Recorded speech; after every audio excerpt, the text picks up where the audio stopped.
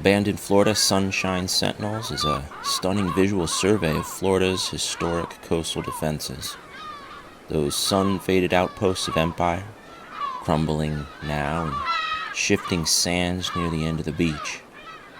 It's a guided tour in book form, perfect for these stay-close-to-home kind of times.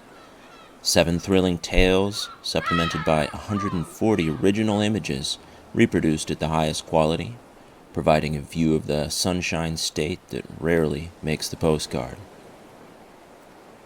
Discover the past and present of conquest and defense in the Sunshine State, documented in 140 images of gritty ruin and glorious restoration, ranging from the coquina confines of Castillo de San Marcos in St. Augustine to the towering casemates of far-flung Fort Jefferson in the Dry Tortugas, from the shattered hulk of Fort Pickens in Pensacola to the cracked concrete batteries of Fort Dade in Tampa Bay, from the carefree garden spot of West Martello Tower in Key West to the paranoiac isolation of nuclear-capable HM-69 Nike missile base deep in the Everglades.